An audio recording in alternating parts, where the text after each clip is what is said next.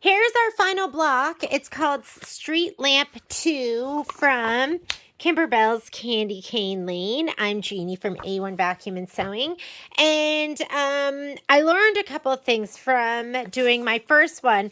The first thing I learned was when it says to use water-soluble or visible thread color, I think you should try water-soluble. I did visible thread color. I'm going to show you. And this is what it looks like. And if you want to get out, and I never even finished picking this all apart because I'm just going to redo this one. If you want to get all of the black out, so I did it in red. I did my inner circle in red and my outer circle in black. You've got to pick out in between all of the greens as well. And the red was a little bit easier. I was able to get most of that, but I just said, forget it. How am I going to sit here and get every single black thread in there? So I'm just going to go ahead and I'm going to use water-soluble thread this time. So a note on the water-soluble thread, don't let your dog get his mouth on it, because Momo got mine and bit into it, and he barely got into it, but his saliva got onto it, and then it caused it to break when I was trying to wind my bobbin. Where's my bobbin? So I wound a partial bobbin. I'm hoping that this is going to be enough. And I wrote vanish on it. And I wrote vanish on it so I knew that this is going to be my water-soluble thread. I'm using Superior. I had to find it. So this is Superior thread, and it's called Vanish Light. And it winds super nicely in the bobbin. And, I mean, you can kind of see where it's dented right there. That's where Momo bit it, and then he bit it up there as well. So anyways, put it on a bobbin and write Vanish on it so you know that this is going to be that this isn't your regular thread. Last thing you want to do is use this thread, and then wash a quilt and have the whole thing come apart because you didn't realize that was your dissolve away thread. And they do sell this. This we have in the store, and it's 300 yards. They do also sell it on a king cone. So if you're doing something like practicing free motion quilting on your long arm, you can put it in your bobbin, and then when you're done practicing, you can just wet it, and then you could just keep using that quilt sandwich over and over again. So you can use it on things like that, or if you're basting. All right, for this embroidery, what you're going to need is I'm going to be doing it in my 6x10 hoop. Again, I am adding my quilting and then the embroidery as all together. And when you do that, it makes it bigger than what you're going to have for the 5x7 hoop. If you are just doing the embroidery and floating this on top, like the directions say, then you do not need to use the 6x10. You can use the 5x7 hoop. You should have a piece of batting, and your batting, I think it's a 5x9 inches, if I recall correctly, your background piece, which should be backed with your shape flex, and then your Mylar that you're going to use for the street lights. As far as thread colors go, I'm using black, this yellow, and that green. And I'm not going to use my pop rulers this time. The finished square is, you're going to trim it down to, let me see, I think it's 4.5 by 8.5. Is that right? Yeah, your finished square is going to be 4.5 by 8.5. I have this Creative Grid rulers that's 4.5 inches wide. And I'm just going to go to my 8.5, and I'm going to cut it because look what happened to my last one. I was in a daze and just like not thinking. I had my 2 pop rulers layered, and I just went for it. I just cut, and then cut. And if you are going to use the pop rulers, what you do is you do cut, lift out the inner ruler, and then you do your cut. So I wasn't paying attention, and I just cut away. And this is what happens when you do that. Then you do a whole quilt block for nothing. So anyways, I wanted to do this one over just because of the the trimming of the fringe. If you do it correctly, you're going to have a gorgeous fringe here for your wreath, and it's going to be absolutely adorable. If you don't do it correctly, you're going to cut some of your threads when you're trying to dig in there to get those threads in between. So let's just do the dissolve away, and we will go from there. I'm still using muslin. When I quilt in the hoop, I always use muslin. So I'm going to go ahead and I leave my muslin. I like to use my 90 inch or my 60 inch. And I just cut strips that are going to fit this, and I leave it with a fabric. So it's going to be nice and long. And I leave that on so I can just rehoop. So I embroider, unhoop, move it over, rehoop, move it over. Let me go ahead and pop this in here.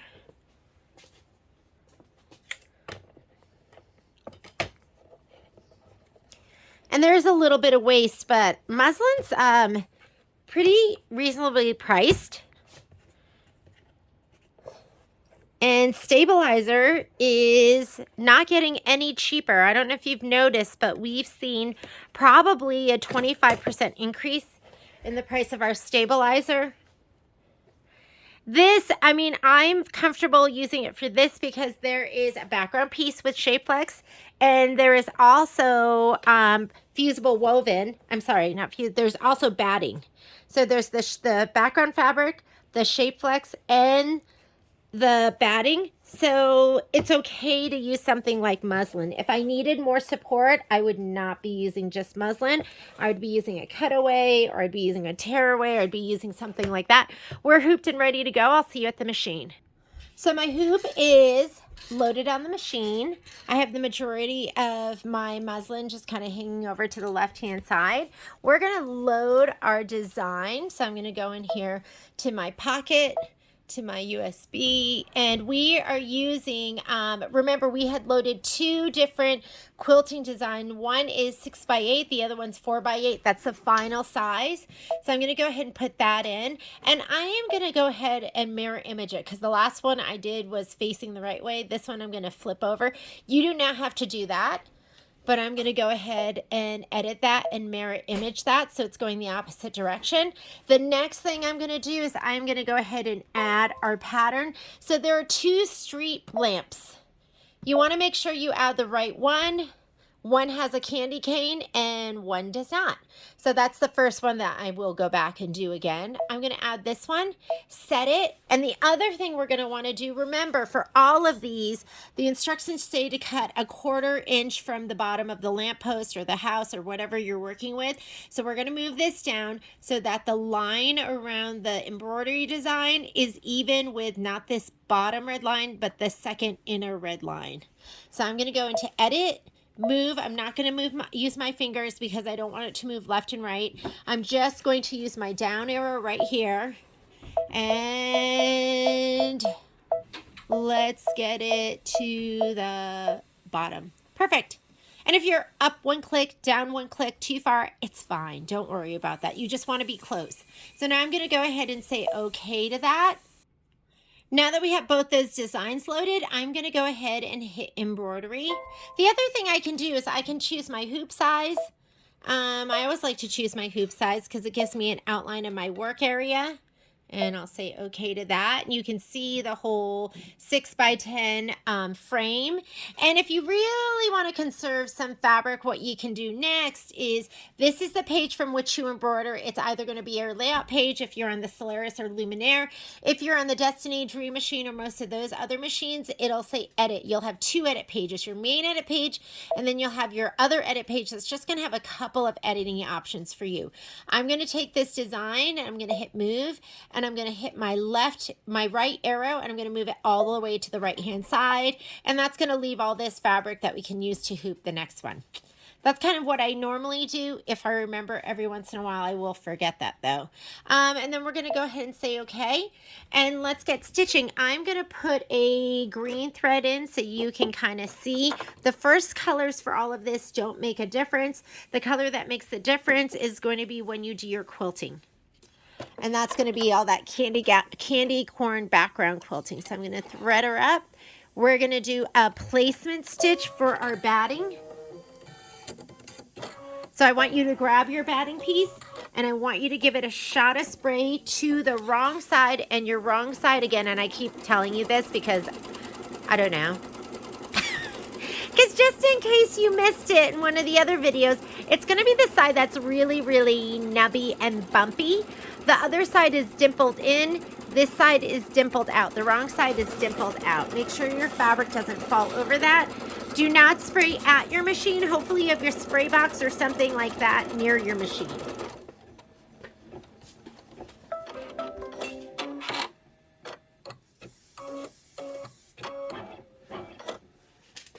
Here we go. Here we go. So after this, if you're like me, you're going to have to redo your first one. If not, we're going to go ahead and piece the border strips along with that inner thin strip of sashing. I'm going to not quilt them both separately. I'm going to quilt them together. So, and I'll show you how I'm going to do it because it seems like it just takes too long to do it the other way.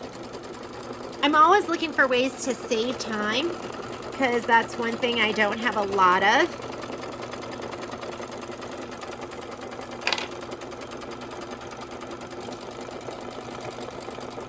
And this is a short embroidery. It's 20 minutes. Most of our other ones have been, about 30 minutes, more than 30 minutes. My machines feel slow. Did I slow it down? Nope, it is not slowed down. I was just checking. It's just never fast enough for me.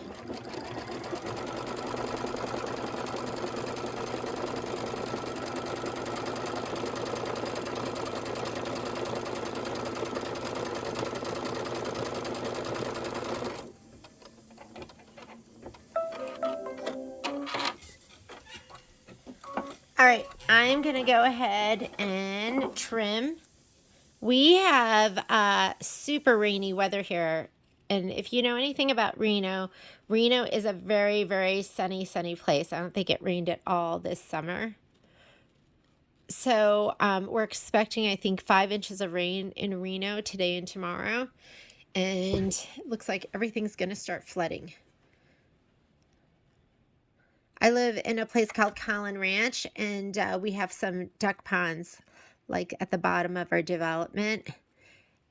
And they were not close to being filled. And now it looks like a bowl that's filled to the rim. My son loves the rain. He was saying how he could just sit and drive around in the rain and just be entertained, which I thought was really, really kind of cute. Especially when you grew up I grew up in Connecticut with lots and lots of rain. But you do start to miss it when you live in the desert.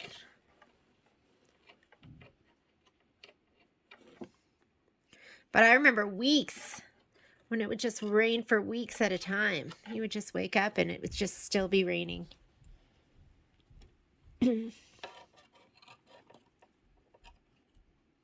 I keep meaning to take in my double curved scissors to have Patrick sharpen them. It's time. I realized that when I use a pair of new scissors and they cut so easily. Okay, I'm going to skip the next step. Remember, we've been doing that. I don't want you to be scared to try it. If you want to, you can just go ahead and do the next stitch out, which is going to be the placement line, or you can skip it. So this is showing me, remember, turquoise is placement, orange is going to be tacked down. At least that is the way it is on my machine. I'm going to skip the placement line and I'm going to go to the next stitch. This goes forward, that goes back. I'm going to spray my background piece because I know it needs to be centered over this.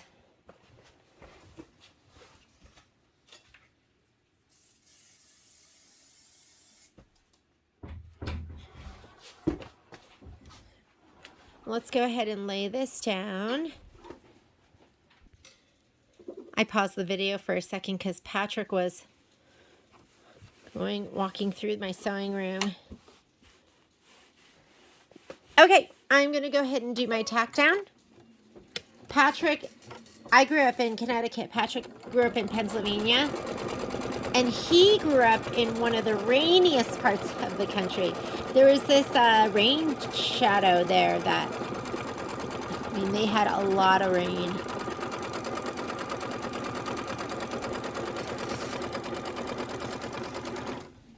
And that is our tack down. We are going to change our thread out to white. Now, if you look at your screen right here, white is going to, it's going to show you that we're doing our quilting stitching.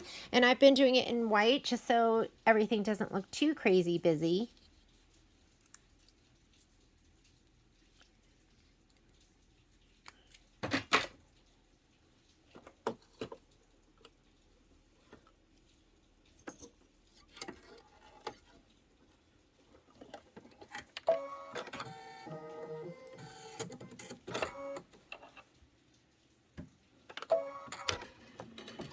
And this is 2 minutes of stitching. Then we're going to do some applique. I think we're doing the lights next. I should grab the instructions, shouldn't I? Let me grab those.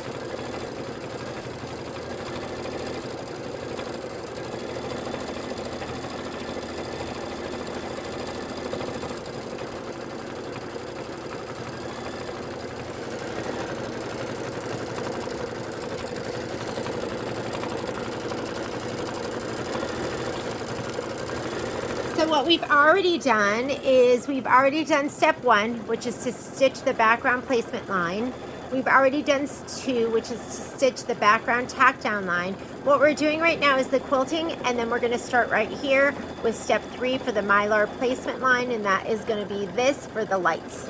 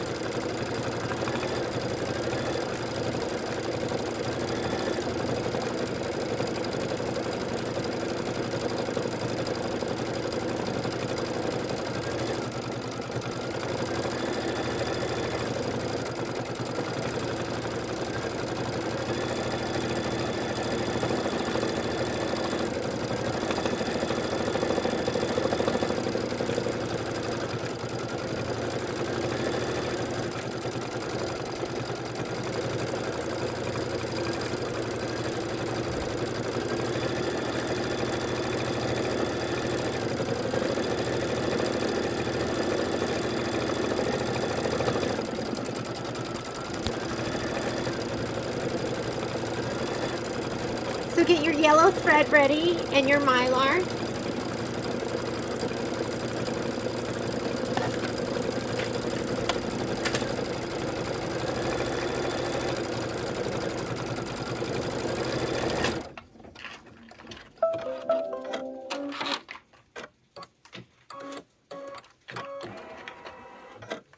Okay, I'm going to take out my white thread and put in my yellow thread, and my machine is positioned right now to stitch the placement stitch for my background fabric, so don't let me forget to fast forward that. So to fast forward your stitches, you are going to go to this button on your machine, plus and minus stitches, and we are skipping that placement stitch. We're skipping the tack down, and we're going to do the placement for the little lamppost lights. I'm going to go ahead and hit start.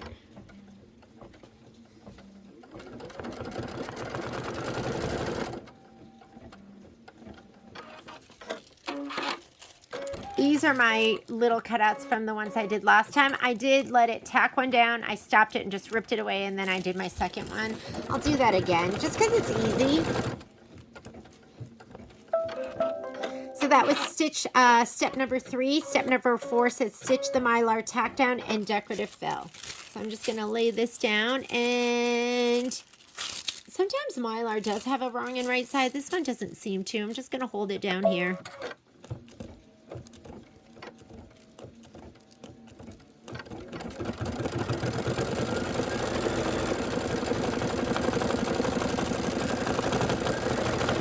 And you can tape it down if you want to. I usually don't. When it's done with this, I'm just going to put my thumb right here on my start stop. It cuts, it moves, I'm going to cut it. It's not going to keep stitching, it's just positioning itself. Now rip this away. You can use your tweezers to get the parts that you don't get. I'm just going to lay this down because it's so easy to do that. And I'm going to do the next one. You don't have to be too stingy with your Mylar. They give you a lot.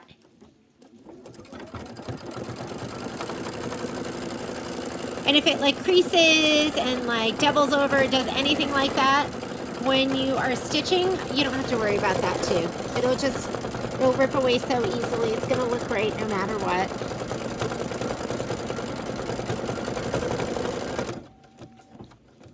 And this one's going to stop automatically.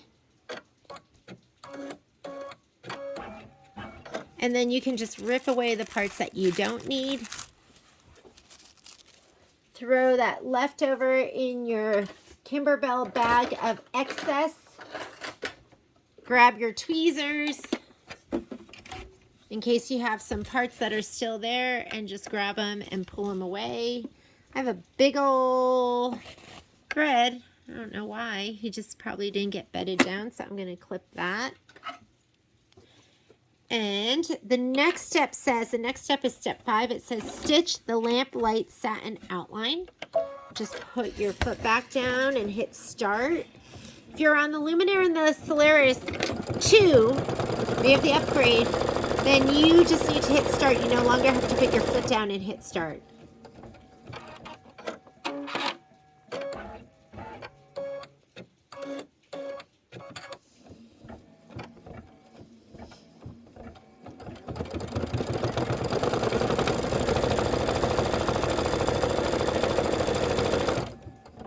We are 6 minutes into 20 minutes. This is step 5. Step 6 is going to be stitch the fairy light eyelets, and that one you're just going to again stitch it with the same yellow that you have in.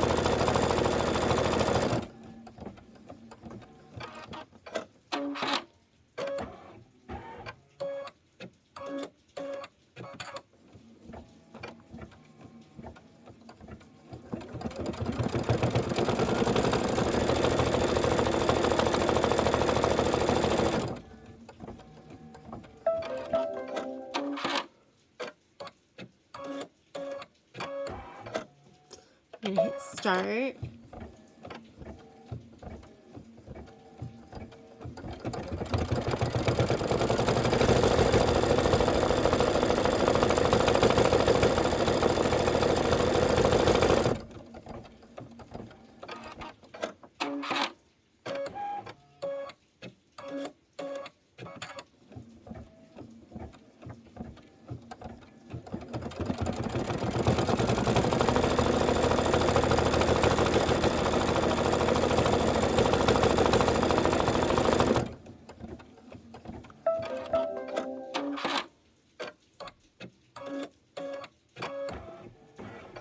Okay, now we're going to put in the black. It's going to be 5 minutes of stitching.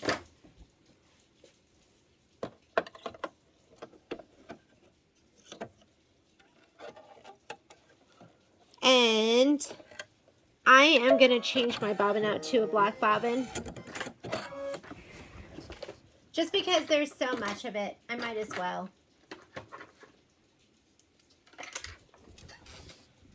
It's really the fine stuff that I worry about, but, you know,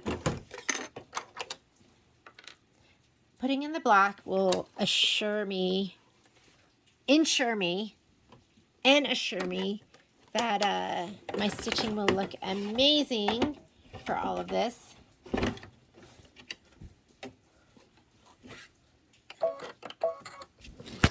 And just go ahead and stitch this out.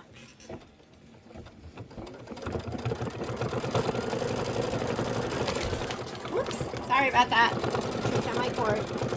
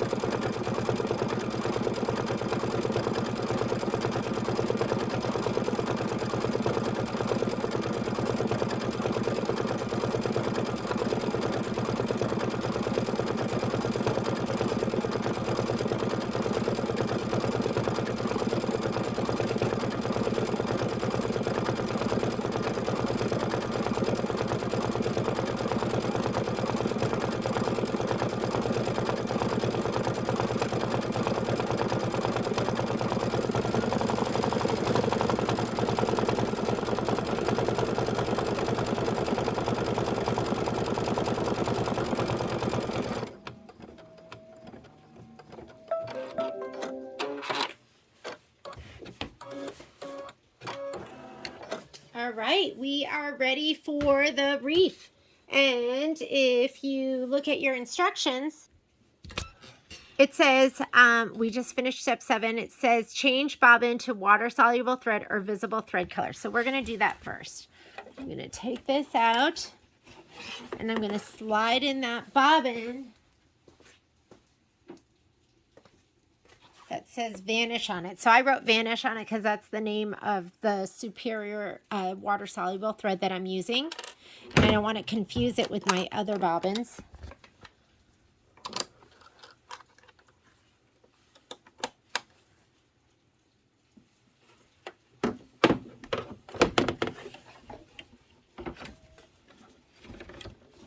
And I'm going to put that really pretty green in my upper that I've been using.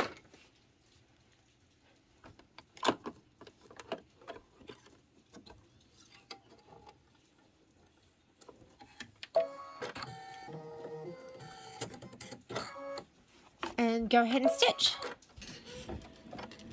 Hopefully my bobbin won't run out. And after you do this, then we're going to change your bobbin thread out. We're going to change it to your regular bobbin thread, and I would just put in white. So have your white bobbin ready. We're going to leave the green in for all these steps.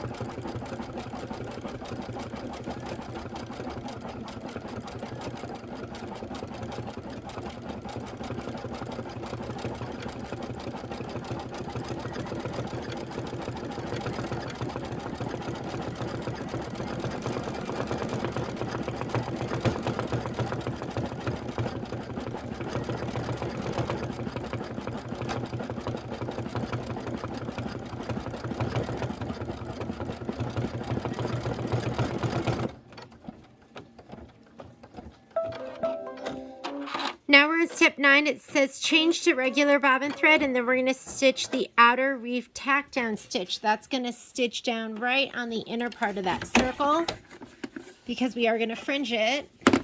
So you need something there. Let's see how much we have left on here. Hopefully, I think that's going to be enough to make it through the other stitching of that inner part.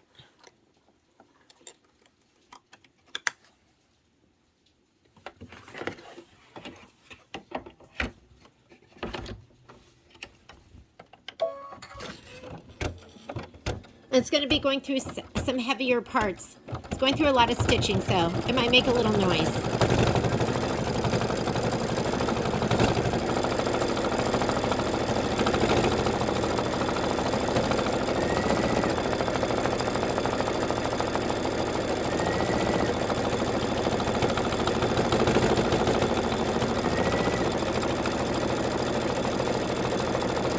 After this, we're going to change back to the water soluble thread and we're going to stitch the inner fringe for the wreath.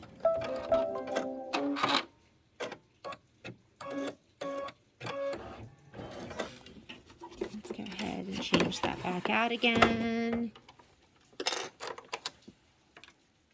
So we're going back to my water soluble.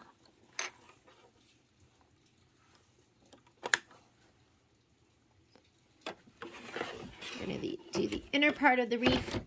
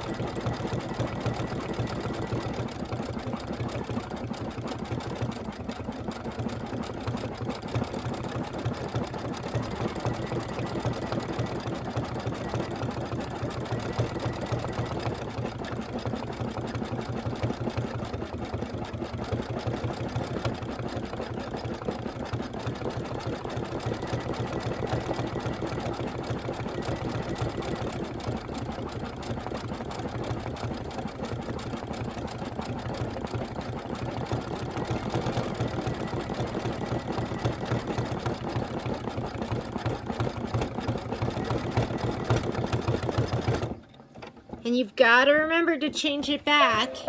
If you put water on this, this thread is going to disappear to the back.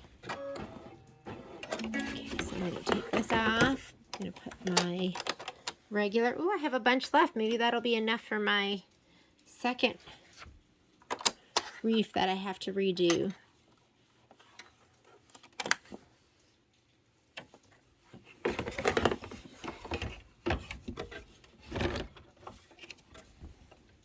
All right, I put my regular bobbin thread in. Now it's going to stitch the inner wreath tack down stitches.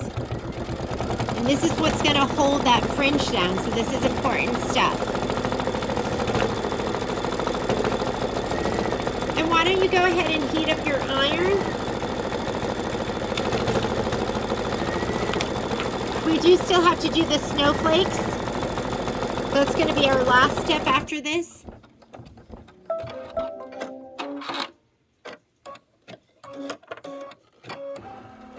Okay, so let's take out your green thread. We're going to put in our white and do our snowflakes.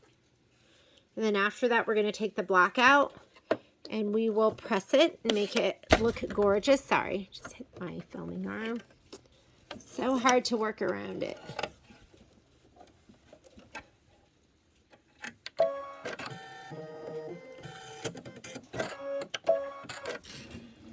Go ahead and do your snowflakes. This is going to be 5 minutes of stitching.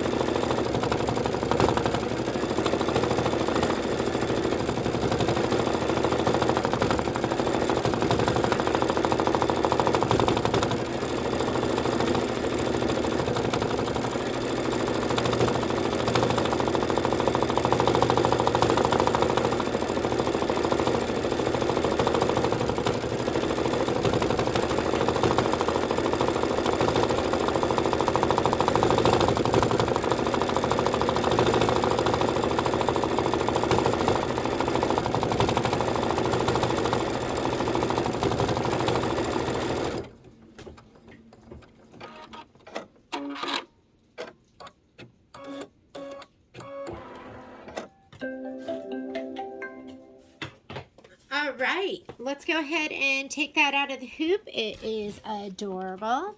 I'm just gonna slide it off here and let's trim it up.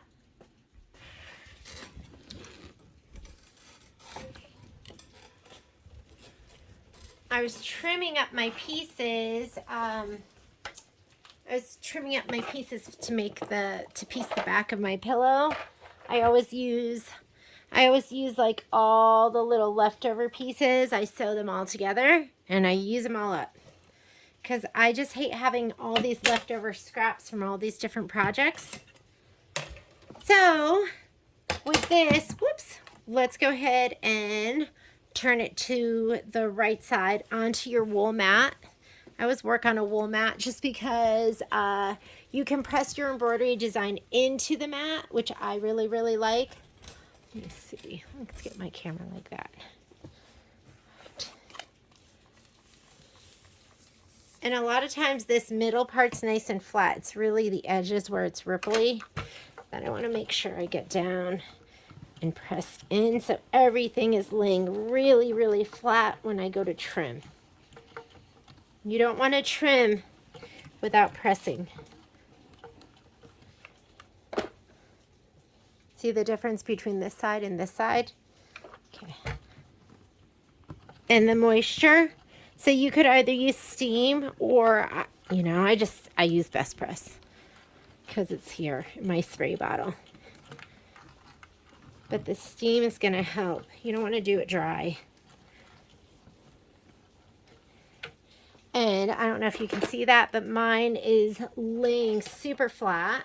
So I'm going to grab my rotating mat. And I'm going to trim this with my Creative Grid ruler. If you want to trim it like the instructions say, what you're going to do is you are going to nest your 4.5 inch ruler into your 6.5 by 8.5 inch ruler, your 4.5 by 6.5. So you would go ahead and do this one first, kind of frame the top and bottom and focus on the bottom. Make sure you're 1/4 of an inch away from the bottom of that lamppost. And then you would put this one in, kind of snug it over. And you're going to slice up this side, slice up this side. Don't do top and bottom. Then you're going to remove this, then do top and bottom, and then connect the little, I guess it would be like an inch that didn't connect from before, but I'm not going to use this. I have a Creative Goods ruler. This is one of my favorites. It is 4.5 by 18.5 inches.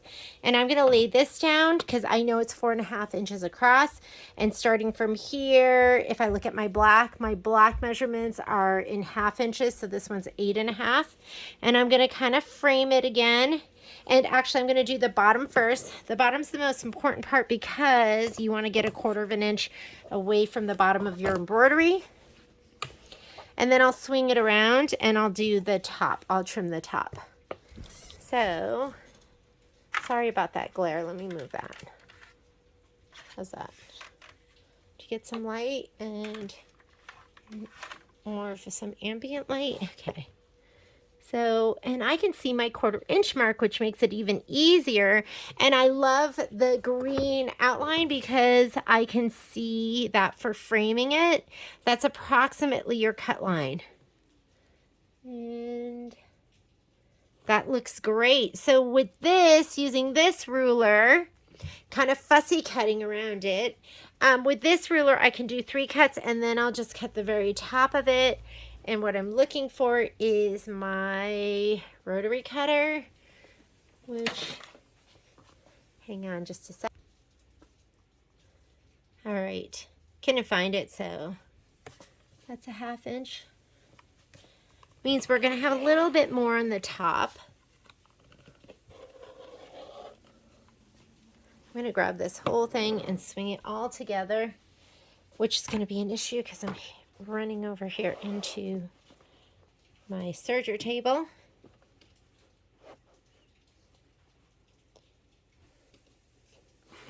Here's my iron. There we go. Okay, let me do this bottom cut.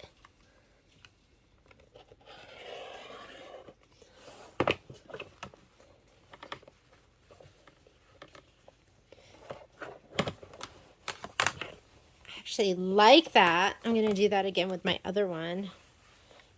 Just because I was able to also measure a 1/4 inch from the bottom too, which made it really nice. I wasn't eyeballing it. You don't want to drag your creative grid rulers around on your projects because they're rough on the bottom. So you don't want to scratch up, like if you had vinyl for windows, you wouldn't want to scratch that up. And there we go. And I have quite a bit of fabric up there on the top with the stitch sewing. That's okay. That's all gonna, this much of it's gonna get sewn into the seam. So that's why I don't remove that basting stitch either. This one is done. I'm gonna go get a little bowl of warm water with a Q-tip, and I'll be back and we'll unfringe this. Okay, so I have a little bowl here of warm water and a Q-tip, and I'm just gonna dip it in and release the stitches.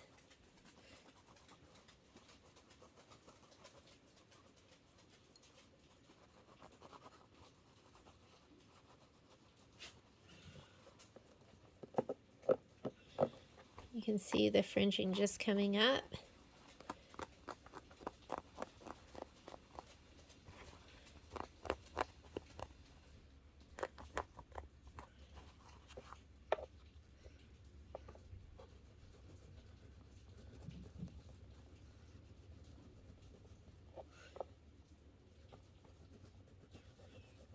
Or you could just give it to your dog to suck on. Mama would be happy to do that for all of us.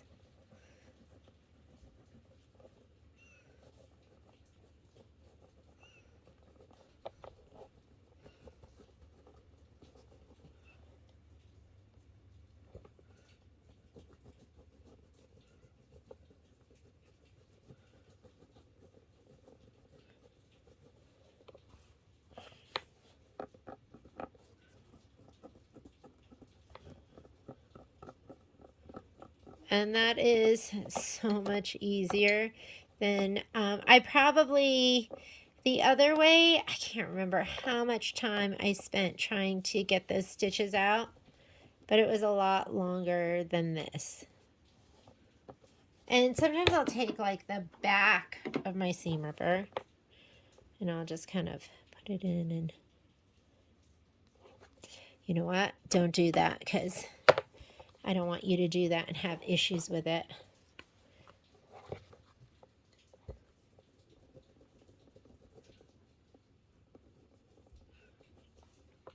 Look at these all coming through. How magnificent is that?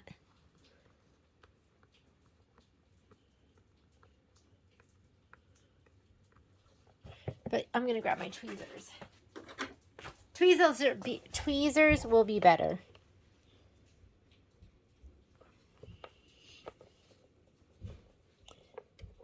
Kind of see where they're coming forward.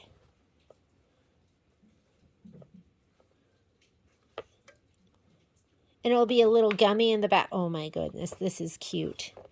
This is really, really, really cute. Oops. It's like Dissolve Away is a little bit like Elmer's glue, so it does get a little gummy.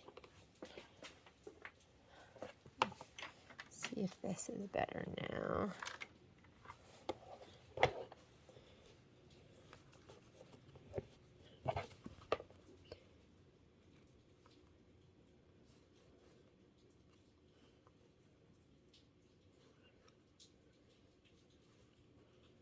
There we go.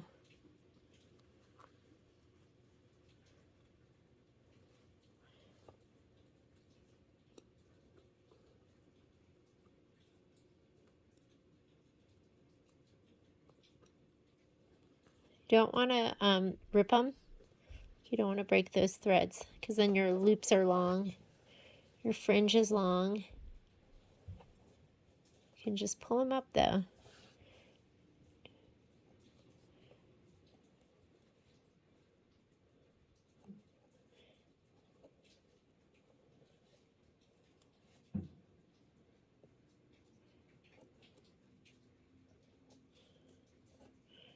Look how cute that is. Get all of these. Got like 2 layers of them. One that's all the way back, one that's just back a little bit.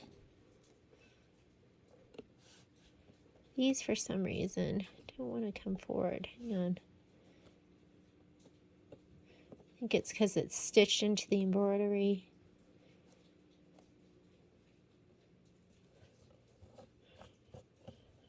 And these will look even cuter when,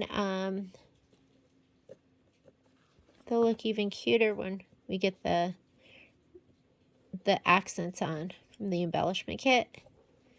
Then it'll look even cuter. Just grab these, gently pull them forward, don't rip them.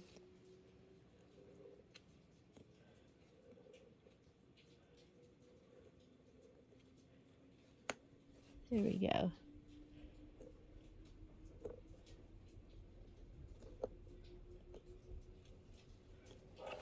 So there's 2 layers of them. Just get them both if you can.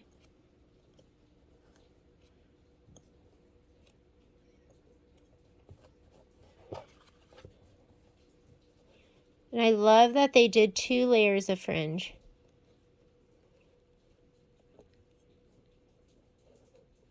There we go. You can kind of pinch them and pull them forward.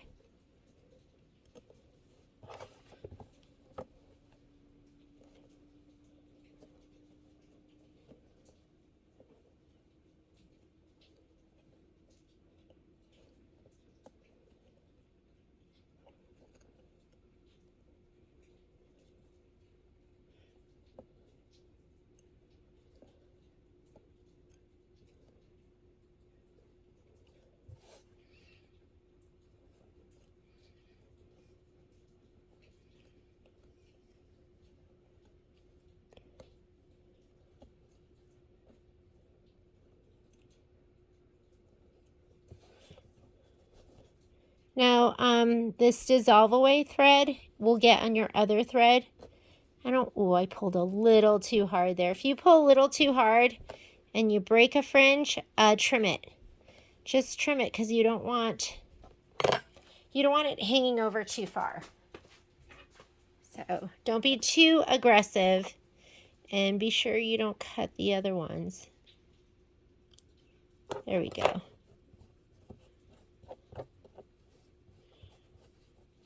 And I think we're good.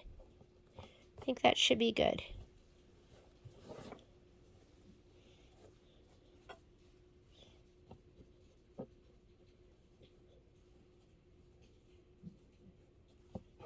And there is our little wreath, which it's adorable. Okay, we are done with our quilt squares. It is time to put it all together. So next thing we're going to do is sew together our borders, our block border and our inner border. We're going to sew those all together, and we'll show you how.